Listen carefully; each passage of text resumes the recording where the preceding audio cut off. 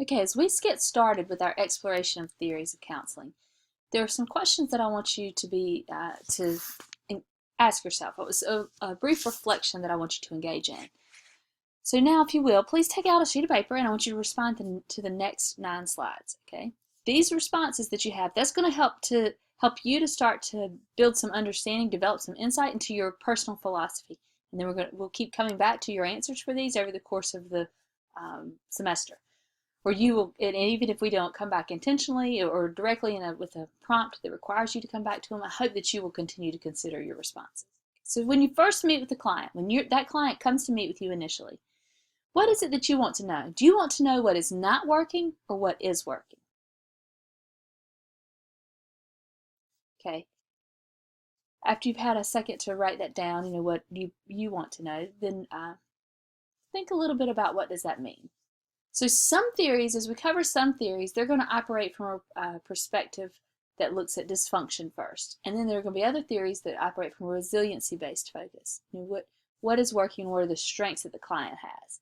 And some counselors want to know that first, like what is the strong foundation that you have, and then we're going to start to build from there to address issues that arise or that have arisen for you. And then other counselors want to know what is not working currently in the client's life. And then they will operate from that standpoint, that perspective. They'll work to address that dysfunction. So for you, what is it that you want to know? What is working or what is not working first? What do you believe impacts a person's relationships with other people? There is a myriad of responses that you could put here. But what do you believe at your core is critical to those relationships? You know, what impacts a person's relationships with other people? Perspective, positions within society, what do you believe? Write down anything you can consider, anything that you consider as impacting a relationship.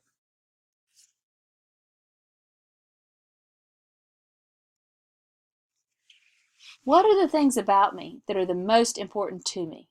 What is absolutely central to who you are?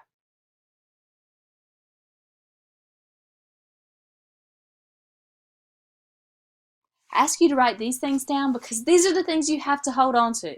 The things that are most central to you, the things that make you who you are, these pieces will be part of your work as a counselor. They're going to be part of how you engage as a counselor. You don't leave those elements of yourself behind. And we need to find theories and to develop a theoretical framework that's congruent with those pieces of you who you are, the things that make you you. What beliefs do I hold true about dysfunction? What do you believe true about dysfunction? If you'll reflect on this one for a few minutes, and we'll move to the next slide, but please take your time to reflect on this one, because what you believe to be true about dysfunction will shape how your perspective of how one would structure counseling to be successful and effective to address dysfunction. What beliefs do you hold true about dysfunction?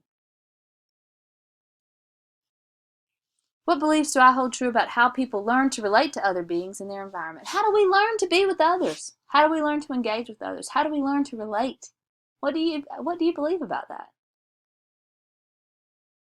This extends beyond simply the nature versus nurture. It's like what do you believe impacts our perspectives about that? You know, what in our engagements with within society, what impacts us and encourage us to learn certain lessons that then we carry through to all of our interactions with others.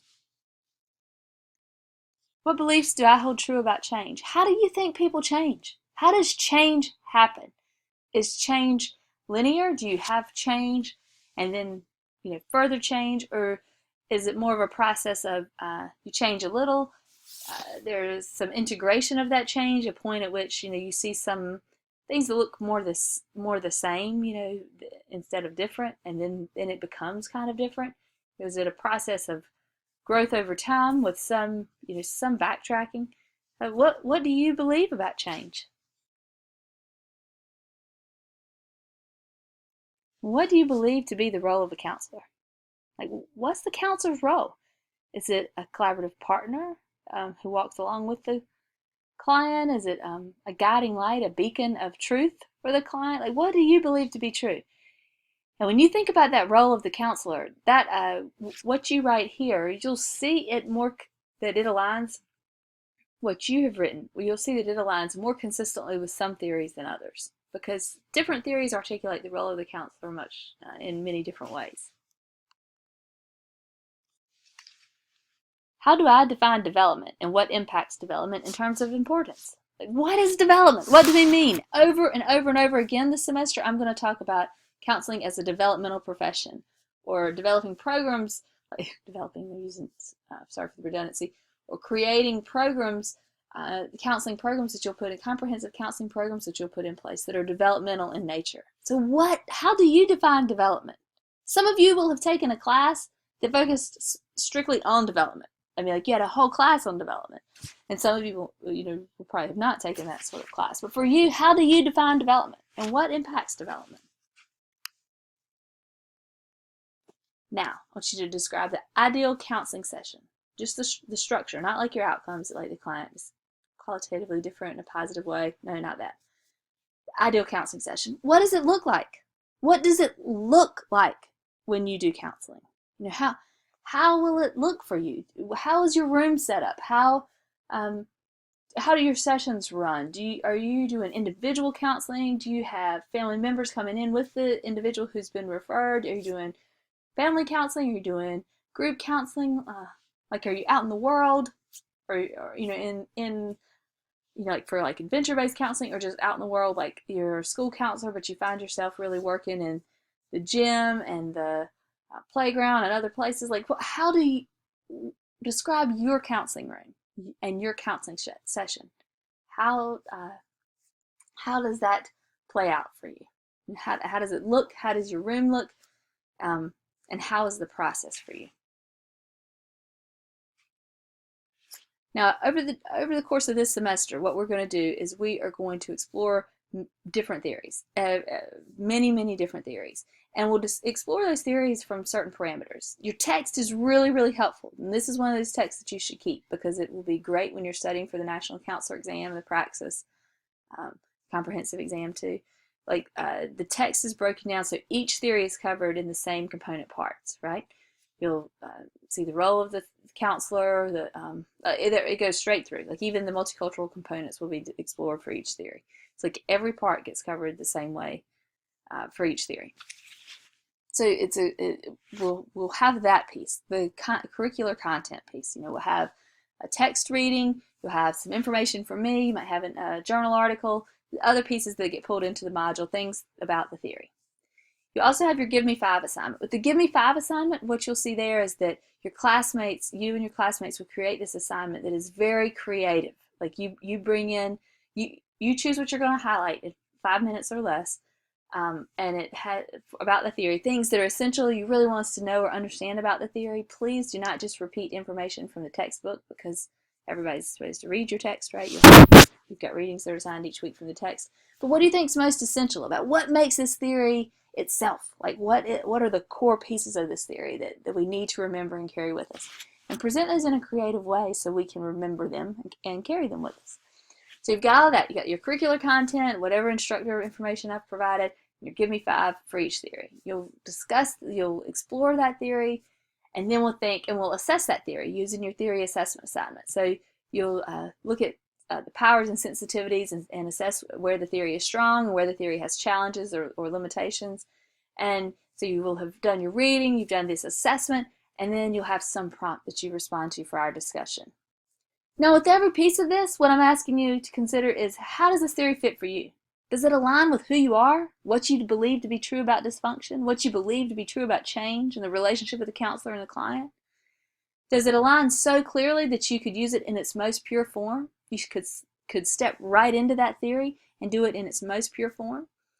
Or are there elements of the theory that really align strongly with you and congruently with you, but you need elements of other theories to supplement those to make it a theoretical framework that fits perfectly for you? Which process seems to be the truth for you? Or is it a theory that doesn't fit for you at all, so you would eliminate it from the possibility as part of your theoretical framework? And as you consider that as we go, we're thinking, like, how are we going to put this into practice?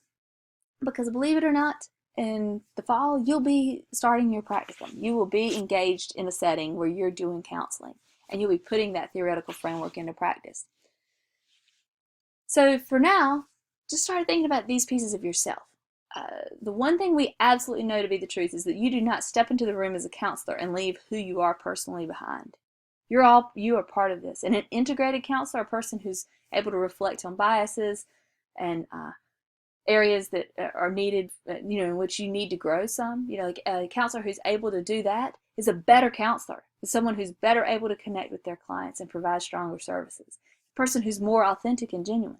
And that relationship between the counselor and the client is impacted by you being authentic and genuine. A person who's authentic and genuine is much easier to join with. And to you and your client, as you form that strong relationship, you'll find that relationship is a vehicle for change and growth.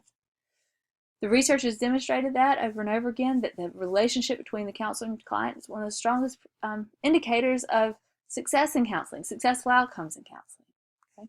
So we want to have that strong relationship. And knowing yourself and how you fit and developing a theoretical framework that aligns congruently with who you are and how you practice, those are your first steps. That's what this class is set up for. So with our class, we'll survey 11 theoretical approaches to counseling. We will certainly explore the role of ethics, and we'll examine the counselor as a therapeutic person. What's the role of the counselor? In your PowerPoint, you've have access to this PowerPoint. There's another little brief introduction there. That's what the video is at the bottom. You can look at that when you have the opportunity.